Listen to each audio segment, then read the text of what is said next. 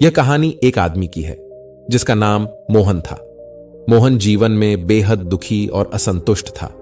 उसकी हर चीज उसके हाथ से फिसलती जा रही थी। न तो उसे नौकरी में संतोष मिलता, न ही परिवार से। वह हमेशा सोचता कि उसकी किस्मत बहुत बुरी है और भगवान ने उसे सिर्फ दुख दिया है। एक दिन मोहन अपने जीवन की समस्याओं से तंग आकर एक पहाड़ी पर स्थित एक साधु के पास गया। साधु अपनी साधना में लीन थे।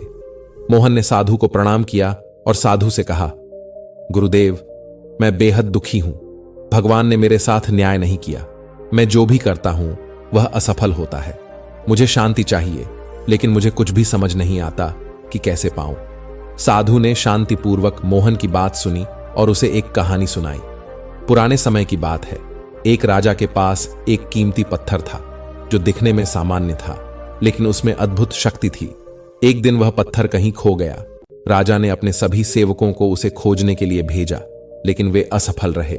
आखिरकार एक साधारण किसान ने उस पत्थर को खोज निकाला।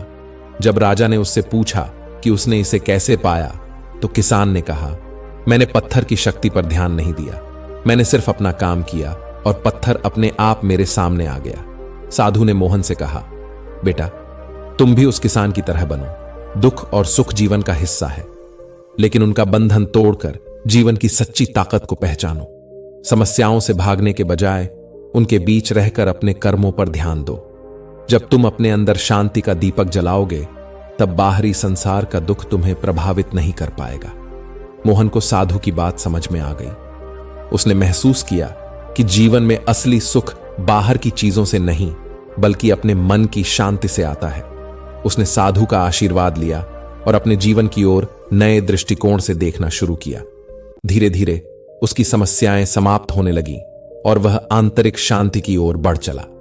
इस कहानी से यह सीख मिलती है कि जीवन में बाहरी परिस्थितियों से ज्यादा हमारे भीतर की शांति और संतोष ही असली सुख का कारण बनते हैं।